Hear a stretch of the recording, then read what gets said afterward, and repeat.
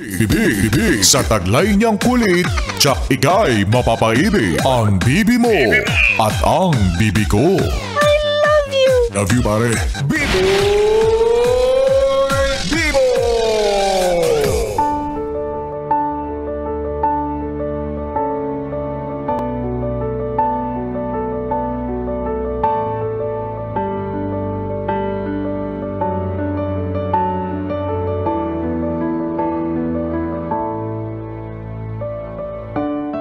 Yes, friend, kapiling mo pa rin DJ B-Boy Bibo para sa ating tuloy-tuloy na BB Time tungkol sa usaping pag-ibig na ginawang laro.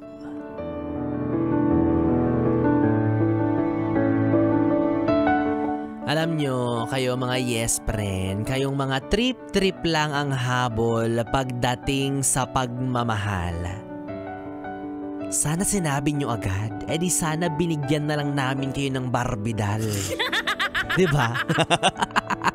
Di sana hindi na nag-invest ng pagmamahal, hindi na nag-invest ng panahon, ng efforts, ng pera. May perang involved, diba? Para at least kahit paano alam ng tao na hindi ka palang magsiseryoso, di sana hindi siya naglaan ng panahon para sa'yo. Buti nga sana kung oras lang yun na sayang, kaso nag-invest siya ng pagmamahal. Nag-invest siya ng emotional attachment sa'yo. Paano mo ibabalik yun? Paano mo babayaran yun? Diba? Kung ang hanap mo sa pag-ibig ay laro-laro lang, humanap ka ng taong yan din ang purpose. Yan din ang hanap. Huwag kang engage sa isang taong alam mong seryosong magmahal at taong alam mong handang ibigay ng buong puso at buong pagkatao niya para sa'yo. Kasi hindi ko lang maintindihan kung saan kayo kumukuha ng panahon at ng sandamukal na kapal ng mukha, no? Para kunin yung loob ng isang tao, para iparamdam sa kanya na gustong-gusto mo siya, na parang interesado ka sa kanya, pero sa huli, ipapamukha mo sa kanya na wala pala siyang kwenta, na wala ka naman pala talagang balak na magseryoso pagdating sa kanya. Ano yun? Anong goal mo? Anong habol mo? Ano bang intensyon mo? Para saan ba't nagsasayang ka ng oras, hindi lang ng oras mo, kundi oras pati ng ibang tao? Nakakalungkot isipin, no? Pero sa ngayon, marami pa rin ang ganyang klase ng tao. Yung trip-trip lang. Diba? Yung may ma-flex lang sa social media. Parang tanga, diba? Kasi kung iisipin mo, andyan pag-ibig ng maituturing yan, partner mo ng maituturing niyang binigay sa'yo ng tadhana. Ba't sinasayang mo? Nandiyan na sa harapan mo yung tsansa na magmahal ka or mahalin ka ng isang taong seryoso. Yung magiging tama yung trato sa'yo. Tapos paglalaroan mo lang, para ano? Kasi kung bored ka, magsulsi ka na lang, oy. Magganchilyo ka na lang ba? Hindi yung mantitrip ka ng iba, oy. Kaya marami ang nasasayang, ha? Hindi lang yung panahon, hindi lang yung pagmamahal, hindi lang yung effort, hindi lang yung pera, kundi pati yung pagkakataon na mahanap niya yung tamang tao para sa kanya. Sinasayang mo yung oras niya. Sinasayang mo yung chance niya na mahalin siya ng totoo. Na mahanap niya yung tamang tao. At kung bored ka lang, maraming ibang pwedeng gawing libangan. Huwag naman sana yung pagmamahal. Huwag naman sana yung pag-ibig. Huwag naman sana yung darating ka sa puntong mangtitrip ka ng iba. Samantalang kami ito, wala kaming jowa.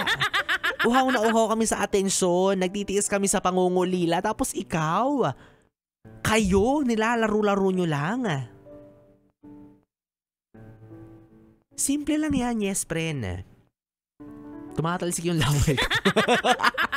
Kadiri. Laro, tumatalsik yung laway ni Biboy Bibo. Parang galit na galit siya. Diba? O, going back, simple lang Simpleng-simple lang ang usapan na to, no? Pag ayaw nyo sa isang tao,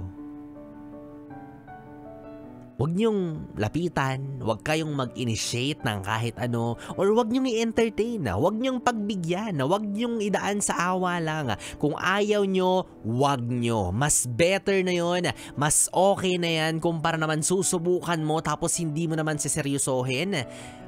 Pagtitripan mo lang, lalaruin mo lang. Huwag naman ganon. Sabihin niyo agad diretso, impunto na ayaw niyo dun sa tao, mas mainam yun.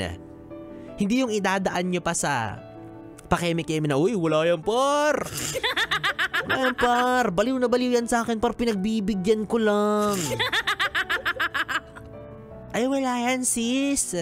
Kasi feeling ko gustong-gusto niya ako kaya alam mo na, pinapakinabangan ko lang. Wala yan, sis. Ginagamit ko lang siya para alam mo na, may maghahatid sundo sa akin. Huwag naman ganon. Diba? Kawawa naman yung tao na sobrang malinis yung intensyon na makahanap ng isang maayos na relasyon. At kung ikaw, nasa setup ka kung saan ay kayo na, magjowa na kayo, tas eventually, parang nawawalan ka na ng gana, nilalaro-laro mo na lang, pinagtitripan mo na lang, huwag mo nang idaan-daan pa sa cool off. Diyos ko naman. Diba? Low-key ano yan low-key pagsasabi ng ayoko na diba? Yung iba kasi dinadaan pa sa cool off para lang magkaroon ng chance ang makipaglandian sa iba. Yan! Diba? Mga gawain nyo yan. Kunyari, cool off, tapos feeling nyo, lisensya na yon para makipaglandian kayo sa iba. Akala nyo, valid na rason yun para humanap kayo ng ipapalit sa taong karelasyon ninyo. Diba? Ang cool off, hindi ganun ang purpose nun. Kaya ang pag-ibig, yes, pero hindi to laro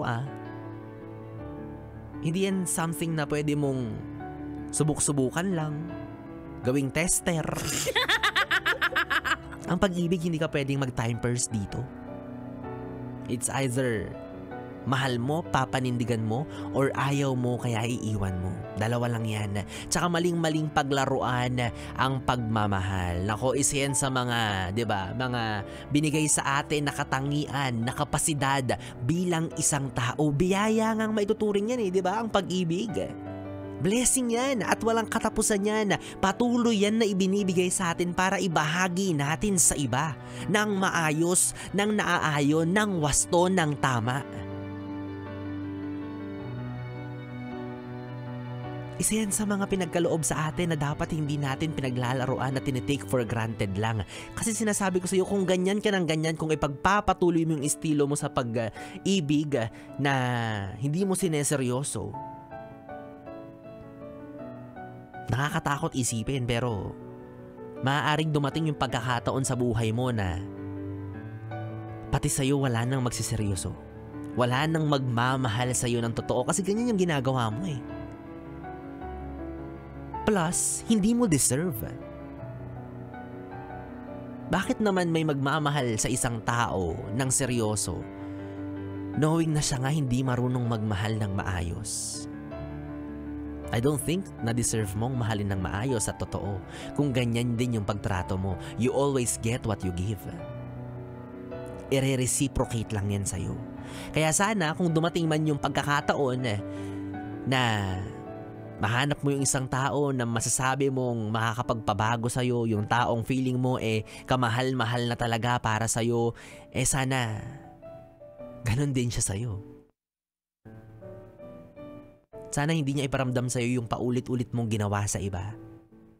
Sana itrato ka rin niya ng tama. Sana hindi ka gantihan ng tadhana kasi yun yung pinaka nakakatakot na klase ng karma, yung wala kang magagawa. Be matured enough.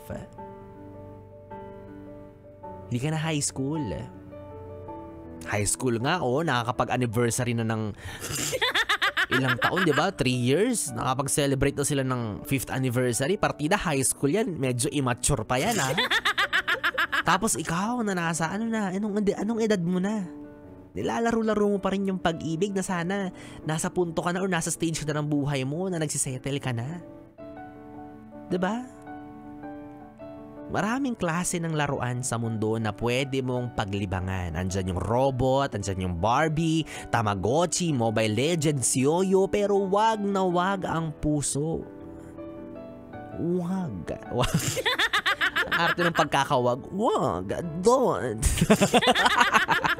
Kainis. Diba? Gusto mo palang maglaro, di sana niaya kita. O tara laro tayo, pokpok palayok, tapos ikaw yung palayok. Ako yung papalo. Tapos ang twist, wala akong blindfold para sa pool ka talaga. Diba? Pero kung ikaw, yes friend, hindi mo talaga mapipigilan at parang gusto mo talagang maglaro-laro pa, mag-explore pa, hindi pa seryosohin ang pagmamahal, kung paglilibangan mo man ang puso ng isang tao, eto lang ang hihilingin ko sa'yo. Sana, ituring mo siya na parang pinaka-paborito mong laruan. Hindi mo ipapahiram. Hindi mo dudumihan. Hindi mo sisirain. At lagi mong iingatan. Yon. Ganyan maglaro pagdating sa pagmamahal. Basta ako kung makikipaglaro man ako sa'yo, gusto ko bahay-bahayan. Yan. Matik yan, bahay-bahayan agad. Oo, nakaredy na ang kumot. Nakaredy na ang kumot ang mga pantali, di ba? Sa mga dingding. Tapos bubuo tayo ng pamilyang puno ng pagmamahalan. Yes! Ayaw mo ng bahay-bahayan with Biboy-Bibo. Ay, ganado ka dito. Ay, nako. Well, anyways, mga yes friend, itigil na natin ang paglalaro ngayong gabi. 3 oras na bibi tayo mga ating pinagsamahan. Nakapiling nyo po ang bibi nyo sa radyo, DJ Biboy-Bibo, ang DJ na single, ready to mingle, basta walang label. Magkasama at magkarinigan po tayo muli bukas sa parehong oras. Dito pa rin at dito ka lang sa istasyong tanggal limotang problem, ang 101.1 Yes FM Solid. Good night, bibi. Mwah, mwah.